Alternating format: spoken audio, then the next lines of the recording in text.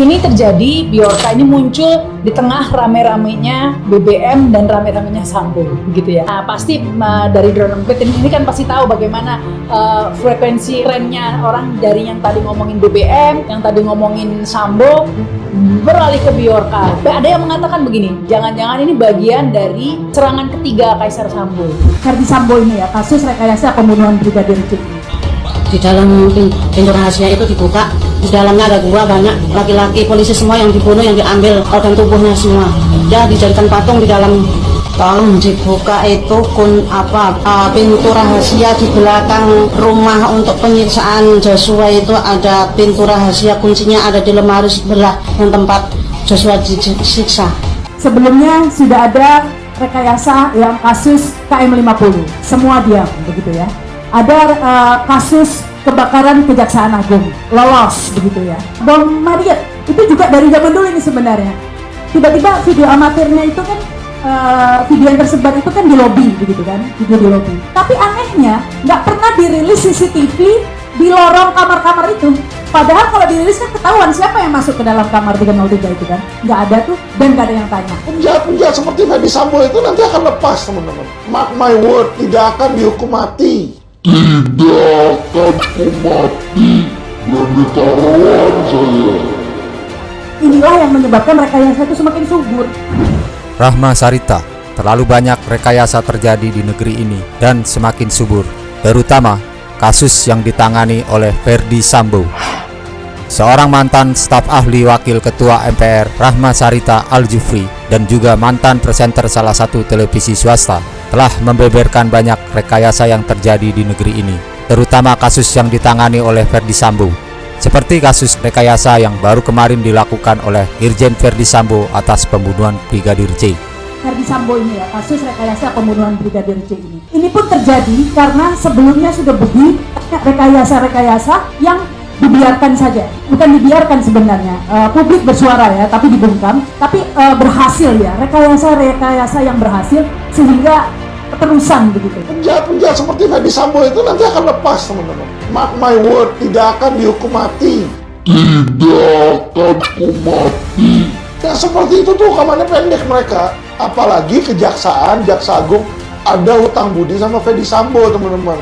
Jangan lupa, yaitu kebakaran Gedung Bundar. Itu direktur Tipidumnya adalah Verdi Sambo. Jadi jangan harap Verdi Sambo dihukum panjang, jangan harap. Dan ditaruhan saya. Ya, jadi teman-teman, kalau teman-teman tidak mau berjuang, siapa lagi?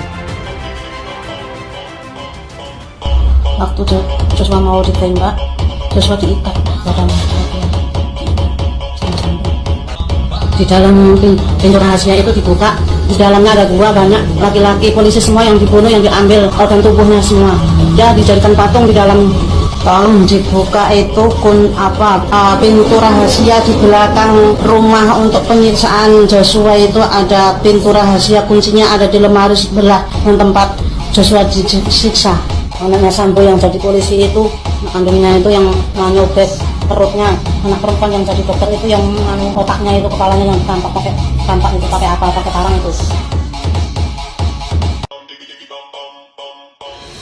Sebelumnya, terjadi rekayasa di kasus KM50, banyak kejanggalan dan terjadi pembungkaman. Dan juga kasus rekayasa kebakaran Kejaksaan Agung dan dia katakan lolos. Sebelumnya sudah ada rekayasa yang kasus KM50, semua diam begitu ya. Ada kasus kebakaran Kejaksaan Agung, lolos begitu ya. Jangan lupa, yaitu kebakaran Gedung Bundar. Itu direktur Tipidumnya adalah Verdi Sambo. Jadi jangan harap Verdi Sambo dihukum panjang, jangan harap. Dan ditaruhan saya. Ya, jadi teman-teman, kalau teman-teman tidak mau berjuang, siapa lagi?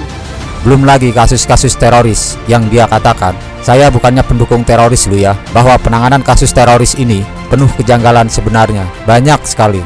Munarman tiba-tiba jadi teroris, Okta jadi teroris, ada yang langsung ditembak, kejar-kejaran sama polisi, videonya naik mobil tapi kacanya gelap, siapa yang tahu, ujar Rahma Sarita. Dan ada lagi, belum lagi kasus-kasus teroris itu ya, saya bukannya pendukung teroris loh ya, Tapi harus diakui bahwa penanganan kasus teroris ini juga penuh kejanggalan sebenarnya ya. Banyak sekali, Munarman tiba-tiba jadi teroris, Okta jadi teroris, ada yang langsung ditembak, katanya kejar-kejaran sama polisi, videonya naik mobil tapi kacanya gelap gitu, siapa yang tahu begitu ya. Rahma mengatakan semua ini kalau diingat semua ada hubungannya dengan Ferdi Sambo, dan ternyata Ferdi Sambo ini juga pernah menangani kasus bom Tamrin. Ada suatu kejanggalan dan merasa ada keanehan yang terjadi yang belum diungkap dan diselidiki. Karena saat itu Rahma masih aktif di televisi sebagai presenter. Kemudian kejadian kasus kejanggalan bom Marriott yang menurutnya tidak pernah dirilis di CCTV. Terus kalau diingat ini subhanallah ada hubungannya juga dengan Sambo. Ternyata Ferdi Sambo ini juga menangani kasus bom Tamrin, ya kan?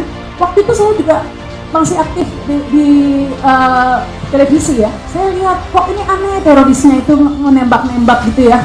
Sambil nelpon, ada nelpon. Nah dia itu polisi kok nggak disidik? Kira-kira terorisnya itu nelpon siapa ya? Kan gampang sebenarnya itu membuka, menyadap itu kan kerjaan gampang buat polisi, tapi nggak diungkap tuh ke publik ya. Saya tanyakan, tapi katanya ya telepon ke antar mereka sendiri, tapi kenapa tidak diungkap ke publik siapa begitu kan, biar tahu sebenarnya lagi ngomong apa sih, apa ada yang mengendalikan begitu ya. Dan banyak kejanggalan. Kalau nggak salah bom Marriott itu juga dari zaman dulu ini sebenarnya. Tiba-tiba video amatirnya itu kan video yang tersebar itu kan di lobi begitu kan, video di lobi. Katanya bomnya disimpan di kamar berapa, 303 atau apa begitu ya. Ya lantai 2 ya, masih inget ini luar biasa ingatannya. Tapi anehnya nggak pernah dirilis CCTV di lorong kamar-kamar itu. Padahal kalau dirilis kan ketahuan siapa yang masuk ke dalam kamar 303 itu kan. Nggak ada tuh dan nggak ada yang tanya. Inilah yang menyebabkan rekayasa itu semakin subur. Karena kita ho'oh aja gitu ya. Bukan ho'oh sebenarnya, mungkin sudah skeptis ya. Mark my word, tidak akan dihukum mati. Tidak akan kumati dan ditaruhan saya. Ini terjadi, Bjorka ini muncul di tengah rame-ramenya BBM dan rame-ramenya Sambo, begitu ya. Nah, pasti dari drone empit ini kan pasti tahu bagaimana frekuensi trennya orang dari yang tadi ngomongin BBM, yang tadi ngomongin Sambo, beralih ke Bjorka. Ada yang mengatakan begini, jangan-jangan ini bagian dari serangan ketiga Kaisar Sambo.